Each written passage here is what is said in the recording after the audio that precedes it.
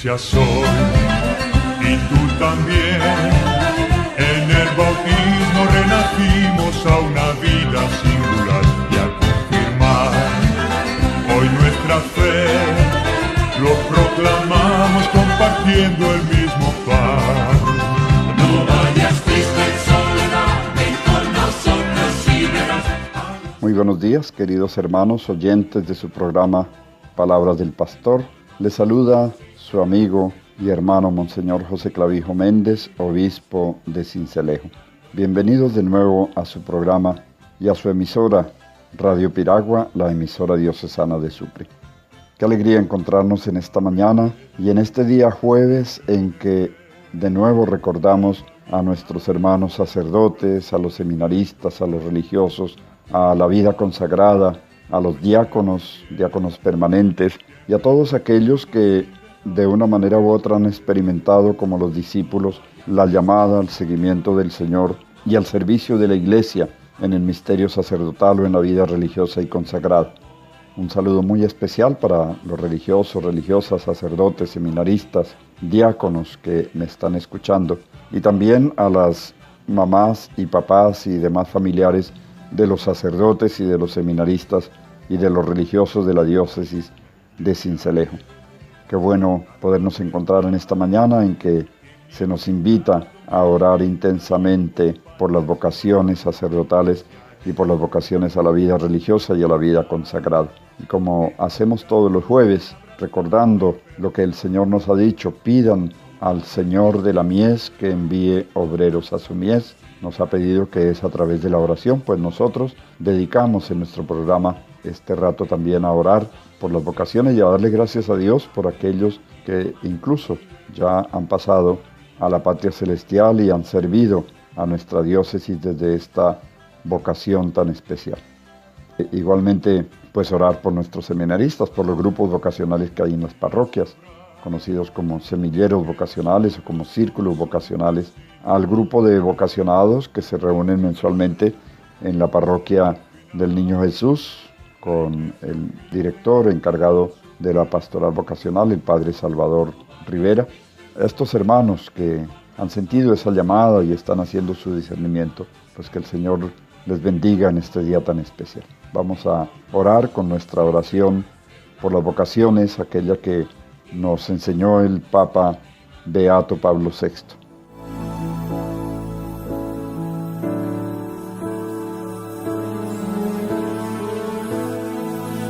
Iluminados y animados por tu palabra, te pedimos, Señor, por todos aquellos que ya han seguido y ahora viven tu llamada, por tus obispos, presbíteros y diáconos, también por tus consagrados, religiosos, hermanos y religiosas, por tus misioneros y por los seglares generosos que trabajan en los ministerios instituidos o reconocidos por la Santa Iglesia.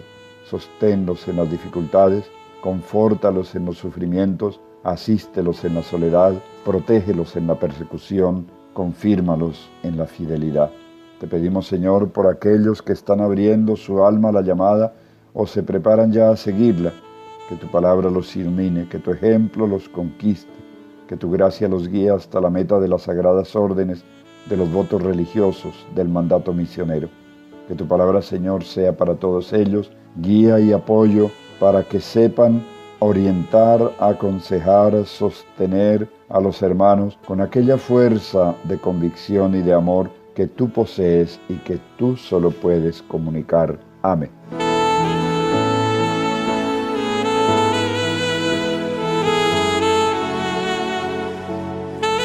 Pues bien, mis queridos hermanos y oyentes, en este contexto en que a lo largo de la semana, tanto la semana pasada como esta semana, estamos repasando, estudiando, profundizando en los mensajes del Santo Padre en su visita apostólica a Colombia.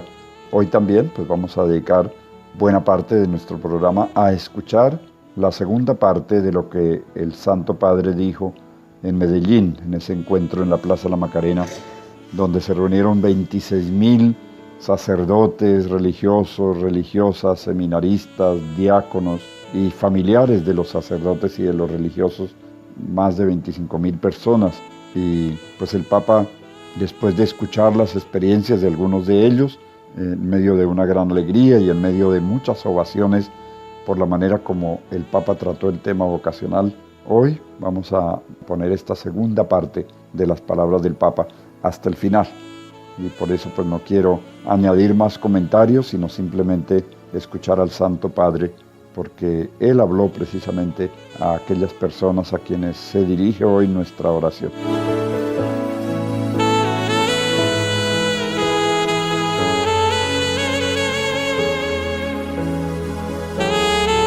Permítanme proponerles 3 modos de hacer efectivo este permanecer, o sea que los puede ayudar a permanecer en Jesús.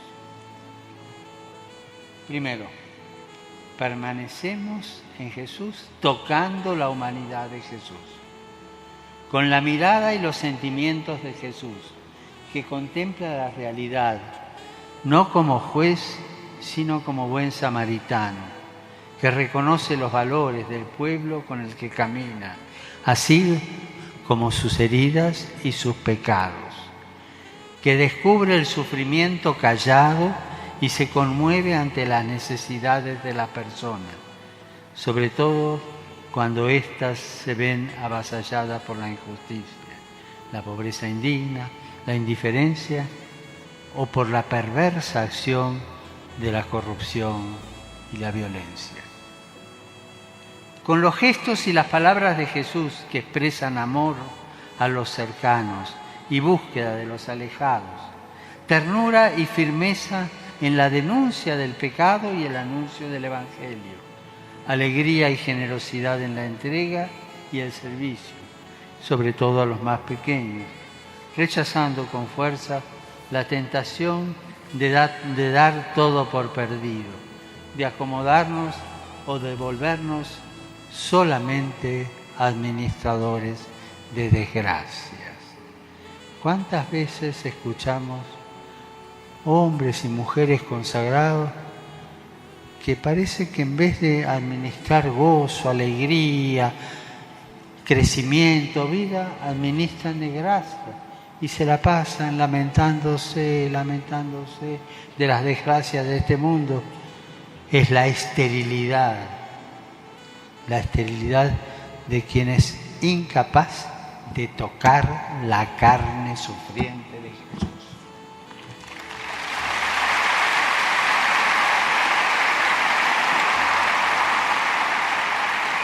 Segundo, permanecemos contemplando su divinidad, despertando y sosteniendo la admiración por el estudio que acrecienta el conocimiento de Cristo, porque como recuerda San Agustín, no se puede amar a quien no se conoce. Privilegiando para ese conocimiento el encuentro con la Sagrada Escritura, especialmente el Evangelio, donde Cristo nos habla, nos revela su amor incondicional al Padre, nos contagia la alegría que brota de la obediencia a su voluntad y al servicio a sus hermanos. Yo les quiero hacer una pregunta, pero no me la respondan. Se la responde cada uno a sí mismo. ¿Cuántos minutos o cuántas horas leo el Evangelio o la Escritura por día?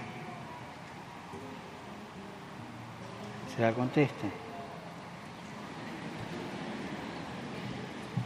Quien no conoce las Escrituras no conoce a Jesús.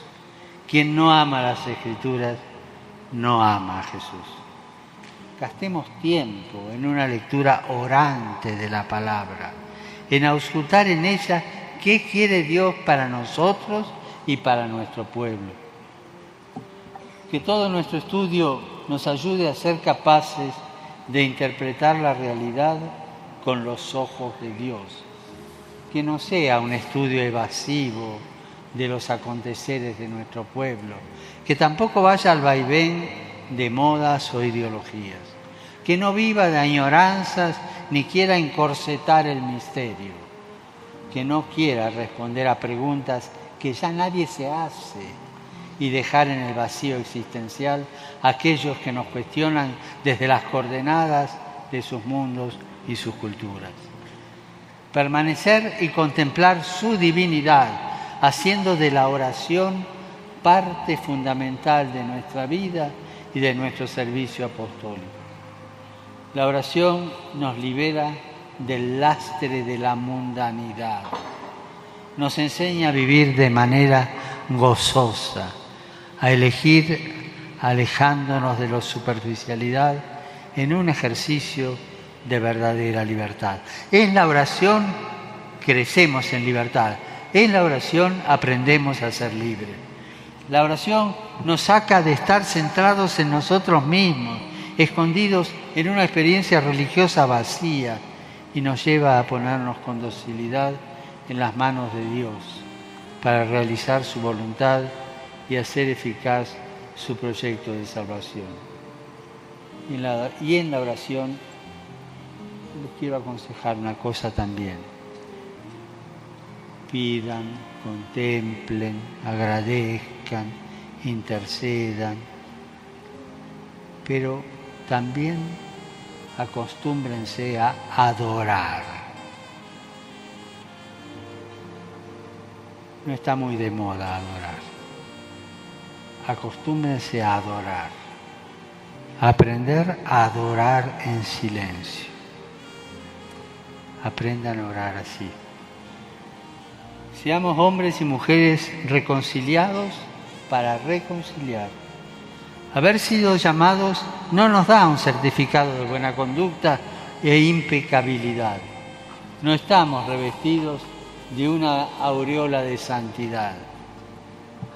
Guay, el religioso, el consagrado, el cura o la monja que vive con cara de estampita, por favor. Guay.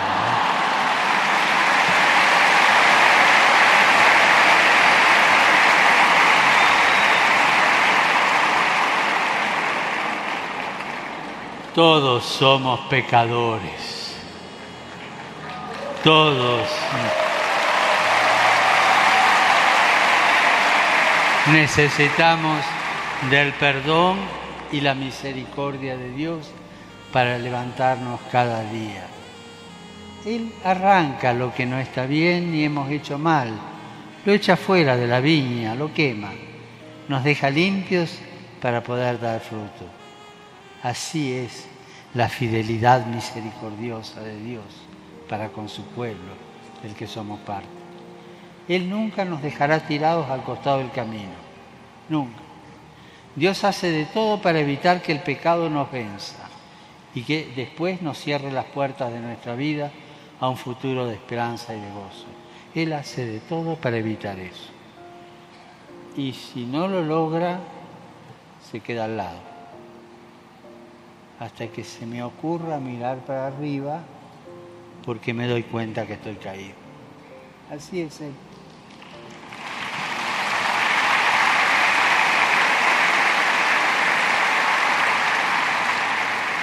Finalmente, hay que permanecer en Cristo para vivir en alegría. Tercero, permanecer para vivir en alegría. Si permanecemos en Él, su alegría estará con nosotros. No seremos discípulos tristes y apóstoles amargados. Lean el final de Evangelii Nuntiandi. Nos aconseja esto. Al contrario, reflejaremos y portaremos la alegría verdadera, el gozo pleno que nadie nos va a poder quitar. Difundiremos la esperanza de nuestra vida que Cristo nos ha traído. El llamado de Dios no es una carga pesada que nos roba la alegría. ¿Que es pesada? A veces sí, pero no nos roba la alegría. A través de ese peso también nos da la alegría. Dios no nos quiere sumidos en la tristeza, uno de los malos espíritus que se apoderaban del alma y que ya denunciaban los monstruos del desierto. Dios no nos quiere sumidos en el cansancio que viene de actividades mal vividas, sino una espiritualidad que haga feliz nuestra vida y aún nuestras fatigas. Nuestra alegría contagiosa tiene que ser el primer testimonio de la cercanía y del amor de Dios. Somos verdaderos dispensadores de la gracia de Dios cuando transparentamos la alegría del encuentro con Él.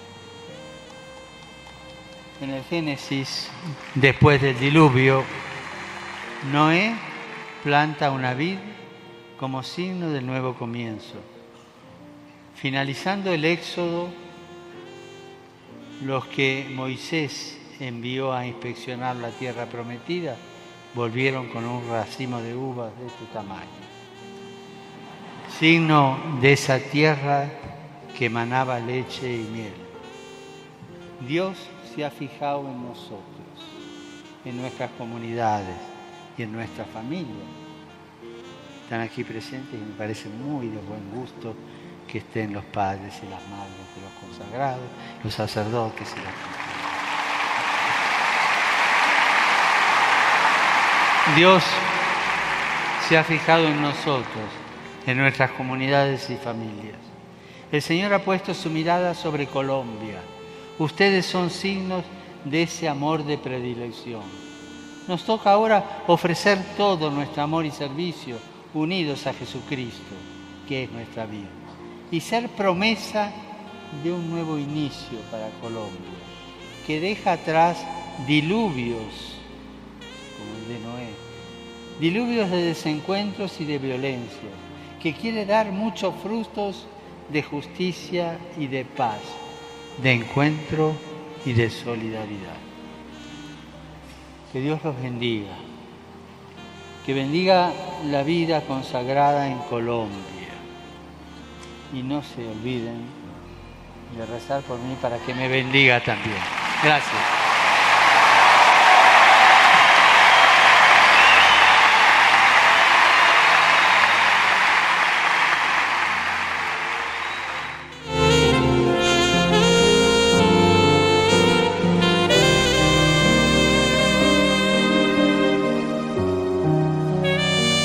Igualmente, mis hermanos, después de escuchar la oración, pues no será la única oración que hagamos por las vocaciones. Ustedes tienen en su parroquia, como todos los jueves, la oportunidad de ir a la hora santa, a la Eucaristía y orar por las vocaciones. Y recordemos que es deber del pueblo de Dios sostener las vocaciones de la Iglesia, porque al fin y al cabo, como dice San Pablo, nosotros, los llamados por el Señor a esta vida especial, compartimos con los demás fieles las riquezas y los tesoros y los bienes espirituales. Y es justo que al mismo tiempo recibamos de aquellos a quienes servimos todo lo referente al Espíritu, recibamos los bienes materiales. Por eso no es solamente el orar, es también el aportar para la formación de los sacerdotes y de los religiosos, aportarle a la pastoral vocacional por medio de los comités parroquiales de pastoral vocacional. Y sostener a los seminaristas, pues ya se encarga de eso el padre encargado de recoger lo que en las distintas parroquias se aporta y aportan los fieles en los jueves sacerdotales para asimismo ayudar al sostenimiento de los seminaristas en el seminario de Cartagena, que es un costo relativamente alto y que, pues bueno, tenemos que hacer el esfuerzo porque ellos serán los sacerdotes que atenderán pastoralmente a nuestros hijos y a nuestros nietos. Vamos entonces a hacer la oración por las vocaciones. Iluminados y animados por tu palabra, te pedimos, Señor, por todos aquellos que ya han seguido y ahora viven tu llamada, por tus obispos, presbíteros y diáconos, también por tus consagrados, religiosos, hermanos y religiosas, por tus misioneros y por los seglares generosos que trabajan en los ministerios instituidos o reconocidos por la Santa Iglesia. Sosténlos en las dificultades, confórtalos en los sufrimientos, asístelos en la soledad, protégelos en la persecución, confírmalos en la fidelidad. Te pedimos, Señor, por aquellos que están abriendo su alma a la llamada o se preparan ya a seguirla, que tu palabra los ilumine, que tu ejemplo los conquiste, que tu gracia los guíe hasta la meta de las sagradas órdenes, de los votos religiosos, del mandato misionero. Que tu palabra, Señor, sea para todos ellos guía y apoyo para que sepan orientar, aconsejar, sostener a los hermanos con aquella fuerza de convicción y de amor que tú posees y que tú solo puedes comunicar. Amén.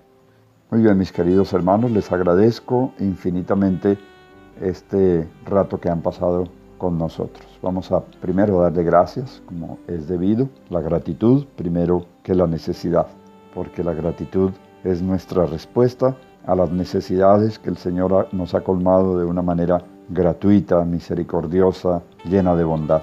Agradecerle al Señor que nos da sacerdotes, que celebran para nosotros la Eucaristía, que nos acogen cuando necesitamos confesarnos, que acogen a nuestros hijos en la formación para los distintos sacramentos en la medida que van creciendo y que atienden los sectores de la población en las diversas pastorales que hay en las parroquias y forman a aquellos laicos que también sienten la llamada del Señor a servir a la Iglesia en los distintos ministerios laicales. Son muchos realmente los que están recibiendo en este momento su formación y están desempeñándose o piensan desempeñarse en los ministerios laicales que también hacen parte de la pastoral vocacional de la Iglesia.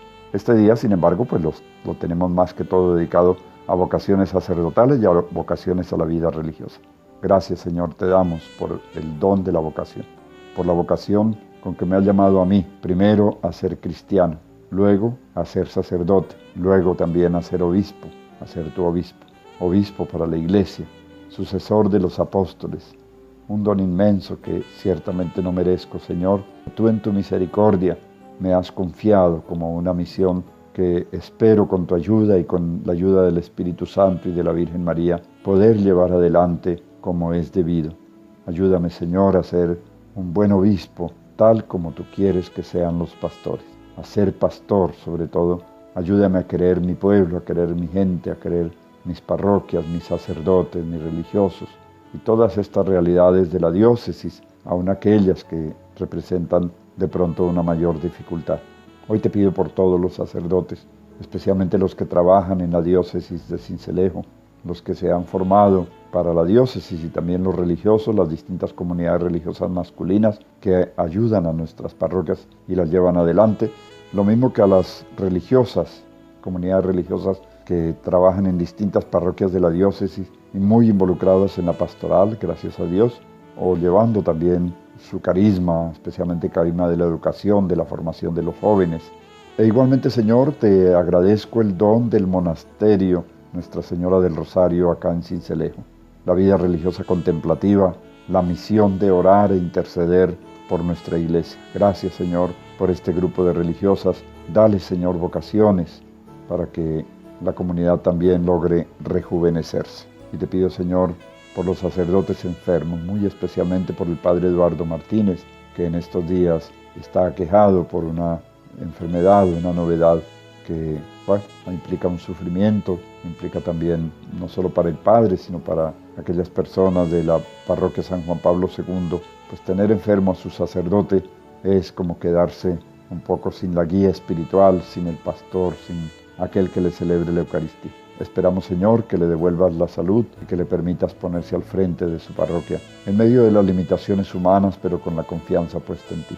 Igualmente, Señor, te pedimos por los demás sacerdotes. Muchos de ellos tienen dificultades de diverso orden, muchos de ellos pasan verdadera necesidad en el lugar donde están, porque son lugares muy pobres y de poca vivencia religiosa. Sosténlos, Señor, en las dificultades, como orábamos con la oración del Papa Beato Pablo VI. A ti, María Santísima, encomendamos nuestras vocaciones. Tú eres la madre de los sacerdotes, la madre de los discípulos, la madre de los cristianos.